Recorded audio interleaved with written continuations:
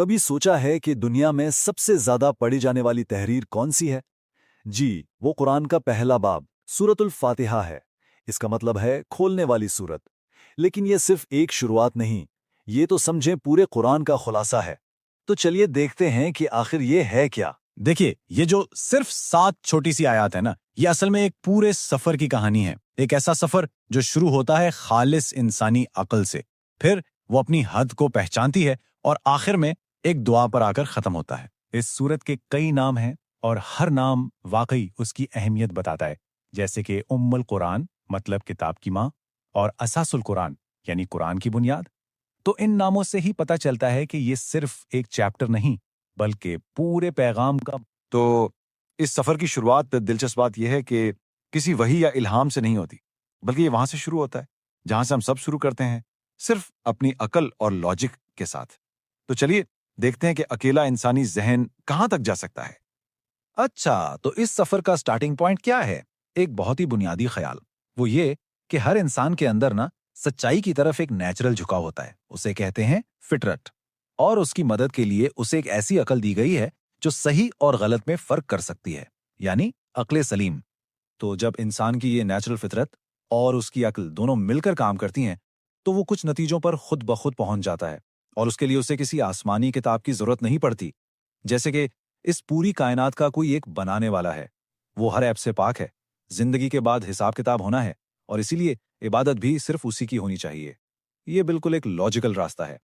لیکن پھر یہ جو لاجک کا سفر ہے نا، یہ ایک جگہ آ کے رک جاتا ہے، ایک دیوار سے ٹکرا جاتا ہے، کیونکہ عقل ہمیں خدا تک تو پہنچا دیتی ہے، لیکن جیسے ہی یہ سوال آتا ہے کہ ہم سب انسان مل کے آپس میں انصاف کے ساتھ کیسے رہیں گے، وہاں عقل فیل ہو جاتی ہے۔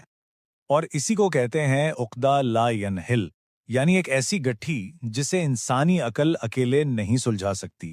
خاص طور پر جب بات آتی ہے پورے معاشرے کے لیے قانون بنانے کی، تو ہم اکثر ایکسٹریمز میں چلے جاتے ہیں۔ اس کی ایک مثال لیں، عورت کے حقوق کا معاملہ۔ اگر ہم تاریخ دیکھیں تو انسانی معاشرے ہمیشہ 2 ایکسٹریمز کے بیچ جھٹکے کھاتے رہے۔ ایک طرف عورت کو ایک جائیداد سمجھا گیا، اور دوسری طرف ایسی آزادی دی گئی جس سے خاندان کا ادارہ ہی کمزور ہو گیا۔ تو پھر وہ اعتدال والا بیلنسڈ راستہ کہاں ہے؟ اور یہی کشمکش ہمیں اکانومی اور سیاست میں بھی دکھتی ہے۔ ایک طرف سرمایہ دار کا مفاد ہے، دوسری طرف مزدور کا۔ ایک طرف فرد کی مکمل آزادی کا نعرہ ہے تو دوسری طرف ریاست کا سخت کنٹرول۔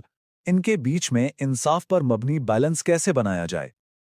اور دیکھیے، اس امبیلنس کے اثرات صرف کتابوں تک محدود نہیں رہتے، یہ معاشرے کی بنیادوں کو ہلا کر رکھ دیتے ہیں، اور اس حقیقت کی طرف تو سابق امریکی صدر بل کلنٹن نے بھی اشارہ کیا تھا۔ تو جب انسانی عقل اس نقطے پر پہنچتی ہے، جب وہ مان لیتی ہے کہ میں اکیلے راستہ نہیں ڈھونڈ سکتی، تو اس کے بعد عقل کا تقاضا کیا ہے؟ لاجیکل نیکسٹ سٹیپ کیا ہے؟ ظاہر ہے مدد مانگنا۔ اور بالکل اسی موڑ پر سورۃ الفاتحہ اپنے مرکز تک پہنچتی ہے، اہدنا الصراط المستقیم، یعنی ہمیں سیدھا راستہ دکھا۔ یہ وہ لمحہ ہے جب عقل سرنڈر کر دیتی ہے اور ہدایت مانگتی ہے۔ تو یہ بات سمجھنا بہت ضروری ہے کہ یہ دعا صرف کوئی جذباتی پکار نہیں ہے، بلکہ یہ اس پورے لاجیکل سفر کا ایک منطقی نتیجہ ہے۔ یہ اس عقدہ لا نحل کا واحد حل ہے، اس بیلنس راستے کی دعا جسے انسان اپنی عقل سے نہیں بنا سکا۔ اب چونکہ یہ دعا اتنی بنیادی ہے، اسے مسلمانوں کی روزانہ نماز کا لازمی حصہ بنا دیا گیا، اور جب بھی کوئی چیز روزمرہ کی عبادت میں شامل ہوتی ہے نا، تو ظاہر ہے اس کے پریکٹیکل ڈیٹیلز پر سوالات اٹھتے ہیں، اور ان پر پھر علماء نے کافی بحث کی ہے۔ جیسے ایک بنیادی سوال یہ ہے کہ بسم اللہ اس سورت کی پہلی آیت ہے بھی یا نہیں؟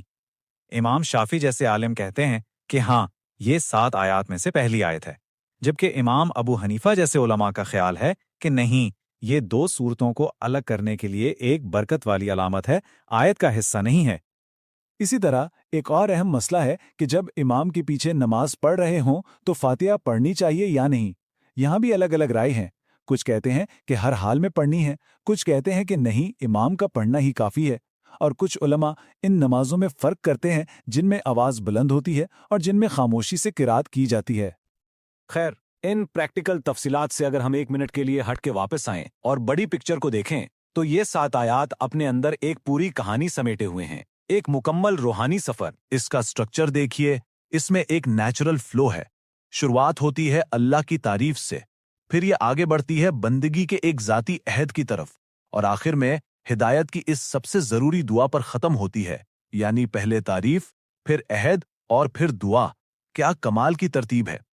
تو آخر میں یہ سورت ہمیں ایک بہت ہی گہرے اور ذاتی سوال کے ساتھ چھوڑ جاتی ہے، جس پر ہم سب کو سوچنا ہے کہ اس دنیا میں جہاں اتنے راستے ہیں، اتنی گمراہیاں ہیں، وہ سیدھا راستہ، وہ صراط مستقیم آخر ہے کیا؟